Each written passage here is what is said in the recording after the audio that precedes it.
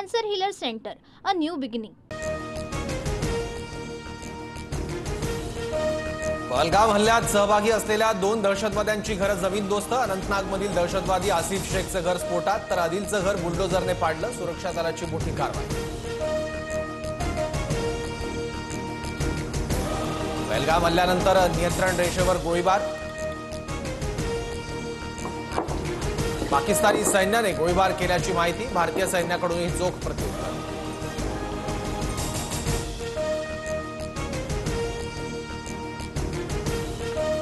पाकिस्तानी लष्कराने नियंत्रण रेषेच्या बाजूला सैन्यांची संख्या वाढवली. पाकिस्तानी सैनिकांना बंकरच्या आतूनच पाळत ठेवण्याचे आदेश. आंतरराष्ट्रीय सीमेवरही भीती.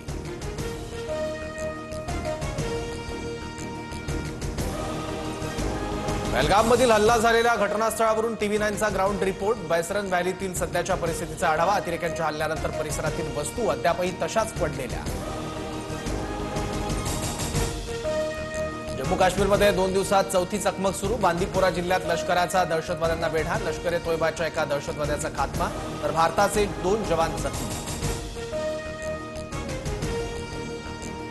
भारतीय सैन्याचा राजस्थानमध्ये युद्ध सराव. भारत फ्रान्सकडून आणखी 26 राफेल विमानं खरेदी करणार. फ्रेंच राजदूतांच्या उपस्थितीत करारावर स्वाक्षरी होणार. पहलगाममधील हल्ल्यापूर्वी पीओकेमध्ये दहशतवाद्यांची मोठी बैठक. बैठकीत पीओकेमध्ये हमासच्या दहशतवाद्यांचं उत्साहात स्वागत. भारताविरुद्ध भडकाऊ भाषणं देत आणि काश्मीरमध्ये मोठ्या हल्ल्यांसाठी चेतावणी दिली होती. गृहमंत्री अमित शहांची सर्व राज्यातील मुख्यमंत्र्यांसोबत चर्चा. पाकिस्तानी नागरिकांना तात्काळ परत पाठवण्यासह संबंधित व्हिसा रद्द करण्याचे आदेश. भारतीय सशस्त्र दल हाय अलर्टवर. लष्कर प्रमुख जनरल उपेंद्र द्विवेदींकडून जम्मू काश्मीरमधील परिस्थितीचा आढावा. 15 कॉप्स कमांडरकडून सुरक्षेसह दहशतवाद्यांवर केलेल्या कारवाईबाबत घेतली माहिती.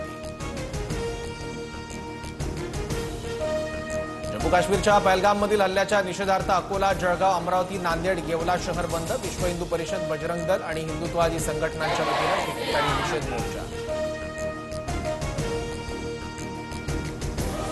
दिल्लीतील 900हून अधिक बाजारपेठा आज बंद राहणार. 1500 कोटींच्या व्यवहारावर परिणाम होणार. चांदणी चौकपासून लाल किल्ल्यापर्यंत सहानुभूती मार्च काढण्यात आला. मालेगावमध्ये 9 ठिकाणी ईडीची छापेमारी. बनावट जन्म आणि मृत्यू दाखले बनवल्याच्या प्रकरणात मनी लॉन्ड्रिंगचा गुन्हा दाखल. ईडीकडून मोठी शोध मोहीम सुरू. शिंदेंविरोधात व्यंगात्मक गाणं करणाऱ्या कुणाल कामराला हायकोर्टाचा मोठा दिलासा. चार्जशीट दाखल करेपर्यंत अटकेपासून अभय. मात्र कामरावरील दाखल गुन्हा रद्द करण्यास नकार. चेन्नईला जाऊन पोलिसांना जबाब नोंदवण्याचे आदेश. मेधा पाटकरांना दिल्ली पोलिसांकडून अटक. आज साकेत कोर्टात सुनावणी होणार. उपराज्यपाल सक्सेना यांच्या मानहानीबाबत तक्रारीनंतर कारवाई. भारतीय शेअर बाजारात मोठी पडझड. सेन्सेक्स 1000 अंकांनी कोसळला. निफ्टीमध्ये 340 अंकांची घसरण. Cancer Healer Center, a new beginning.